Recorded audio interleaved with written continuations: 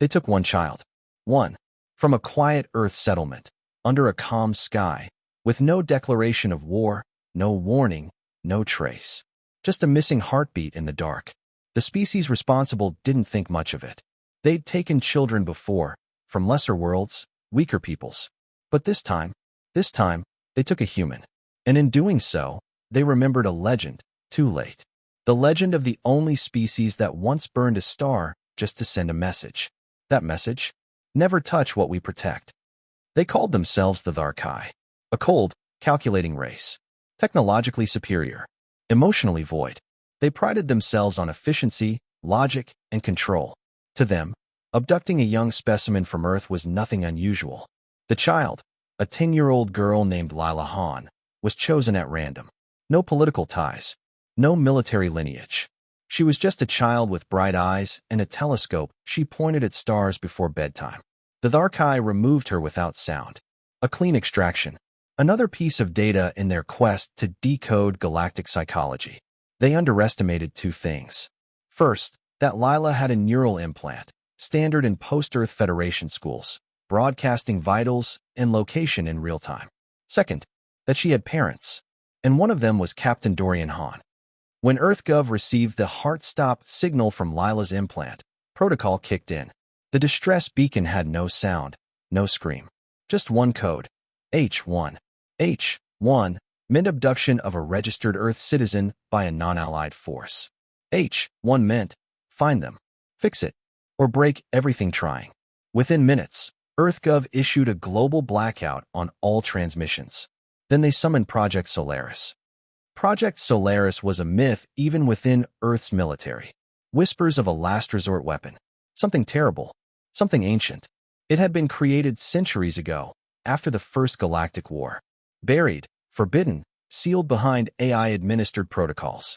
But now, the key had been turned, and Dorian Han was authorized to retrieve it. He didn't speak as he entered the Solaris vault, deep beneath the frozen moon of Enceladus. He only pressed his hand to the scanner, and the vault opened. Inside was silence, save for a heartbeat. Not his. The machine's. Waiting. They called it Helios 1, a solar-forged dreadnought powered by an artificial star core, banned by every known treaty in the galaxy. It had no crew, just Dorian, and the AI he called Wrath. You're sure?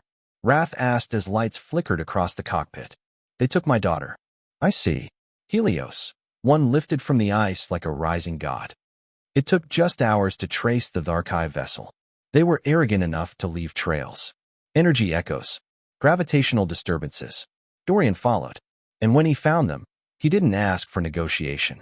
He spoke just once, broadcasting on every known Thar'Kai frequency. You took a child of Earth. Return her, or be erased. They laughed.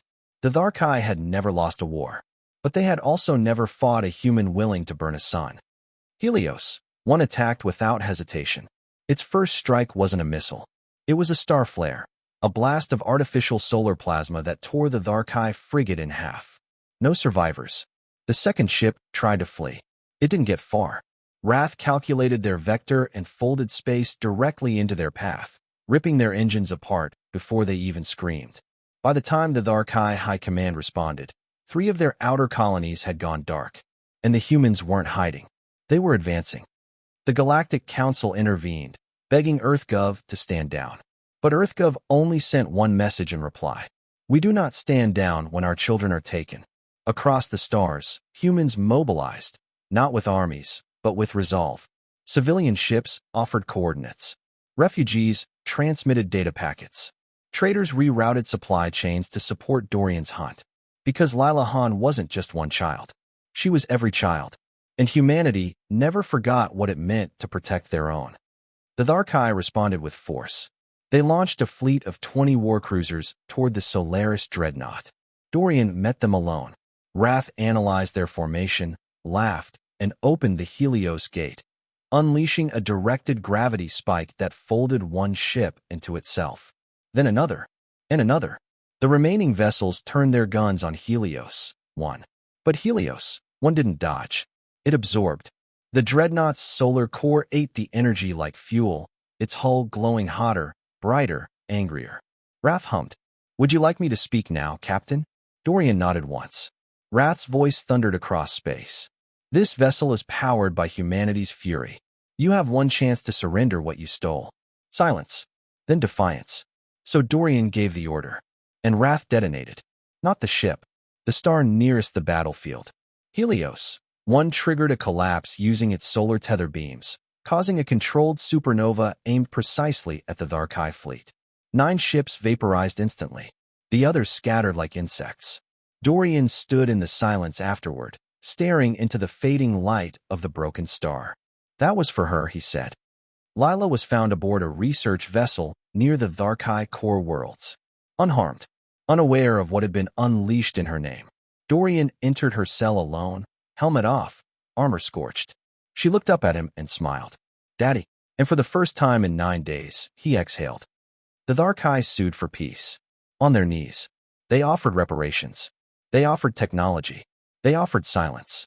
Dorian said only one thing to their high speaker. You thought we were soft because we were quiet. Then he turned and walked away. The galaxy learned something that day. Humans, for all their diplomacy, for all their restraint, still remembered the rage. Still remembered why their ancestors once burned a star. Not for conquest. Not for power. But because someone thought they could steal from Earth without consequence. Now, in hushed voices, alien species teach their children about the story. Not about the war. Not about the dreadnought. But about the one mistake no species can afford to make. They say, never take a human child. Not even one. Because one is enough.